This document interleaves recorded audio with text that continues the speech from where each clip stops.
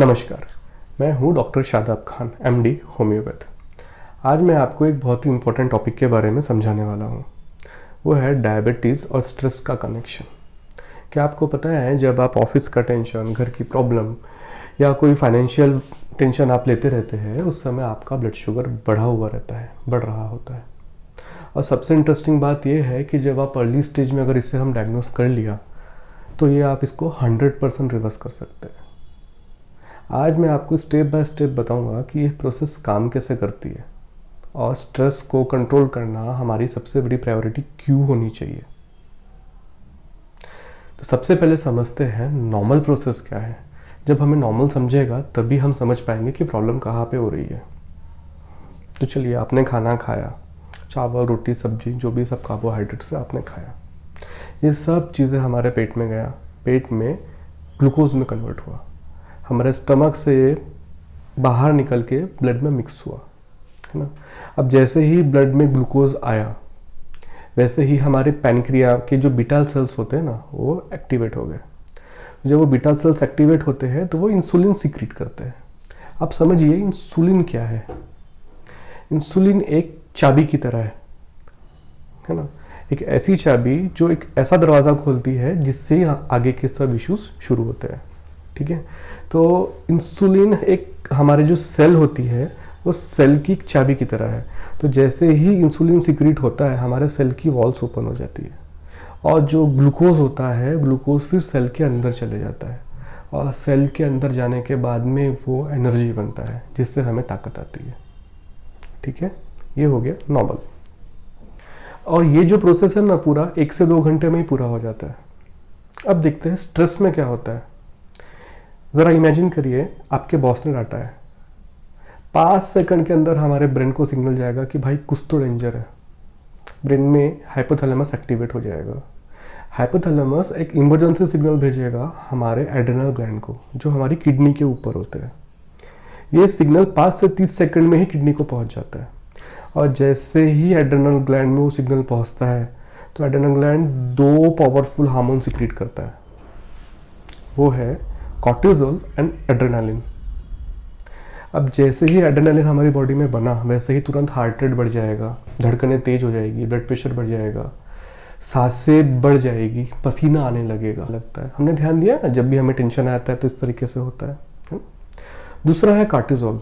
ये जो कॉर्टिसोल है ना, ये 6 से 8 घंटे तक के एक्टिव होता है और रियल प्रॉब्लम यही से शुरू होती है। कॉर्टिसोल सीक्रेट होने के बाद में लीवर के पे जाता है और लीवर को मैसेज देता है कि भाई कुछ तो इमरजेंसी है, एनर्जी चाहिए, क्योंकि टेंशन तो आया हुआ है ना यहाँ पे। तो लीवर इमरजेंसी के लिए ना बॉडी में ग्लूकोज स्टोर करके रखता है ग्लाइकोजन के रूप में। बट जैसे उसको मैसेज मिलता है कि इमरजेंसी है, तो वो ग्लाइकोजन को तोड़ के ग्लूकोज बनाना शुरू करता है। अब समझो ये प्रॉब्लम क्यों है। ये सब चीज़ें स्ट्रेस में हो रही है और आप आपकी ऑफिस की चेयर में बैठे हो, कोई फिजिकल एक्टिविटी नहीं कर रहे, लेकिन बॉडी को लग रहा है कि आप कोई मैराथन दौड़ रहे हो और आपको एनर्जी की बहुत ज़्यादा ज़रूरत है। इसलिए लीवर और ग्लूकोज निकाल रहा है। इस वजह से जो शुगर नॉर्मल में 70 से 120 रहती थी, अभी स्ट्रेस है, ये 150 से 200 तक के जा रही है, वो भी बिना कुछ खाए पिए। अब आपका पैनक्रिया देख रहा है कि बॉडी में ग्लूकोज ज़्यादा है, इसलिए उसे बीटा सेल ज़्यादा इंसुलिन बना रहे हैं, यानी कि काम ज़्यादा कर रहा है ना। अब रियल प्रॉब्लम यहाँ से शुरू होती है। एक कॉमन एग्जांपल से समझाता हूँ। आप सुबह उठे, सुबह ऑफिस जाने की बहुत स्ट्रेस, ट्रैफिक कितना रहेगा, जल्दी समय पे पहुँचना है, कॉर्टिसोल सीक्रेट हुआ, शुगर 160 तक पहुँच गया।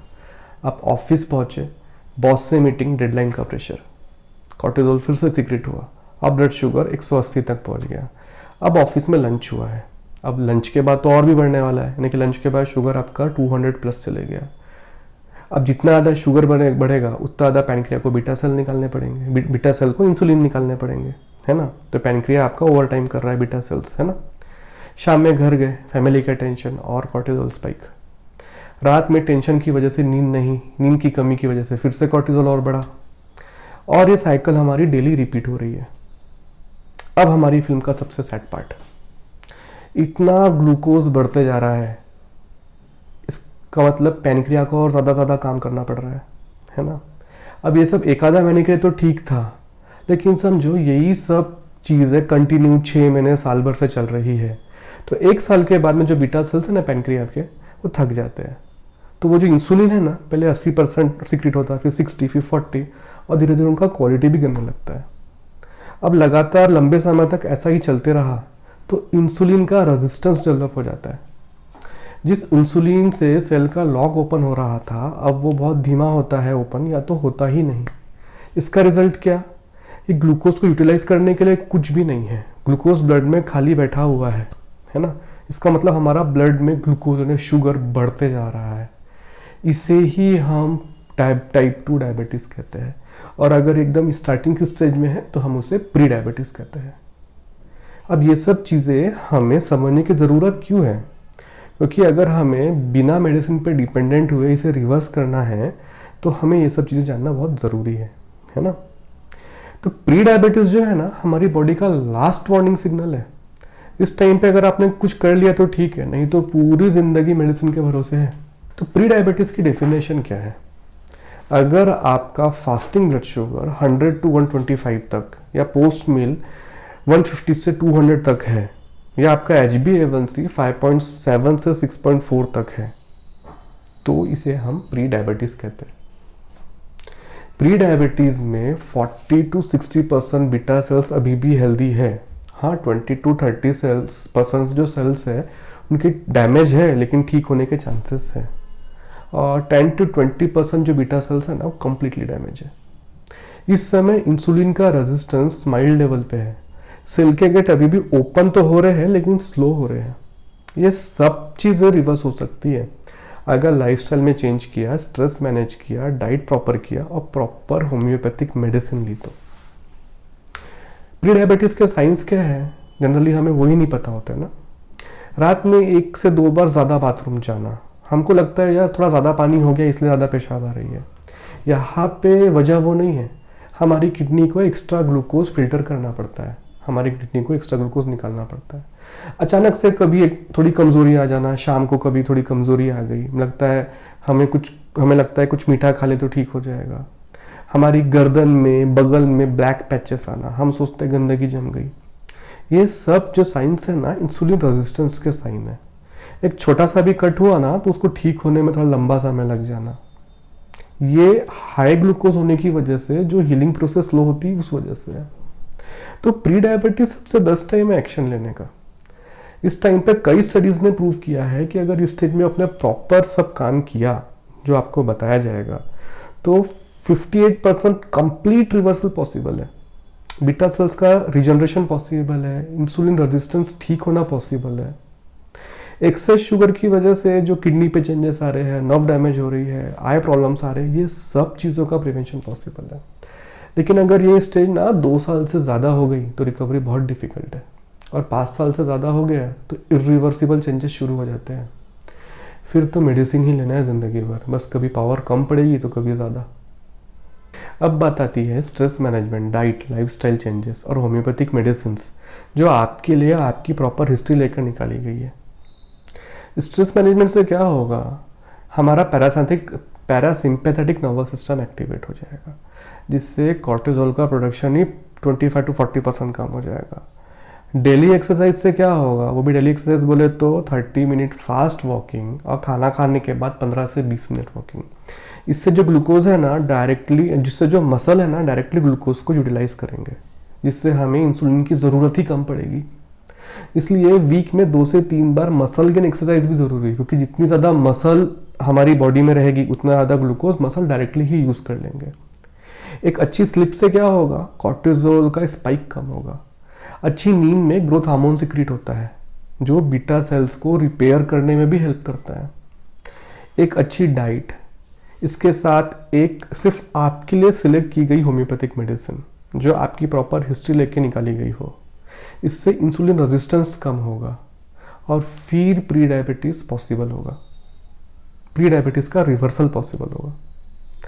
फर्स्ट 2 वीक्स में ही ये प्लान फॉलो करने से हम कॉर्टिसोल 20 to 30% कम हो जाता है, लीवर को फॉल्स सिग्नल मिलना ही बंद हो जाते हैं, मॉर्निंग में आपका जो फास्टिंग ग्लूकोज है वो 120 की जगह 110 आ जाता है।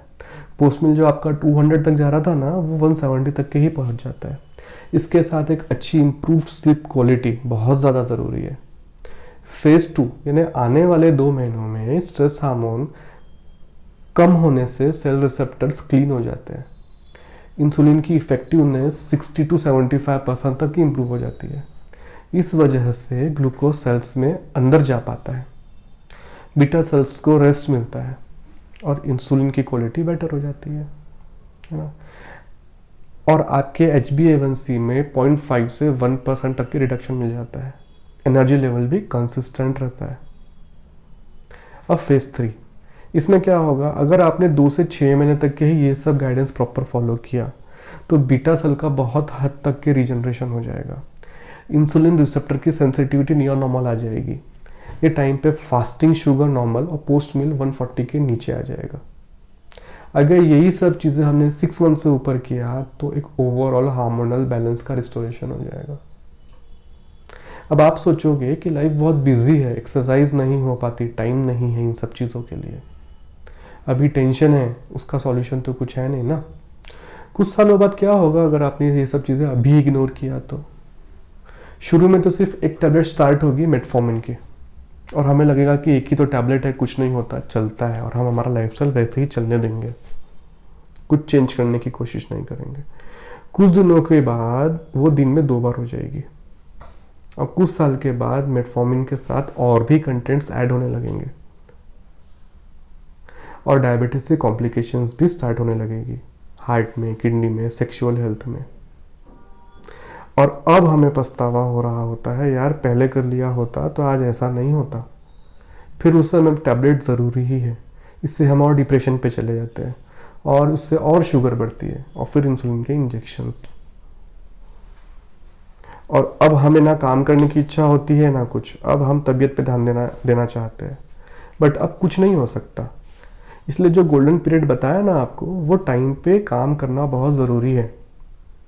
नीचे नंबर दिया हुआ है, डिस्क्रिप्शन में भी है, कंसल्टेशन के लिए कॉल करें या आके मिले। Thank you.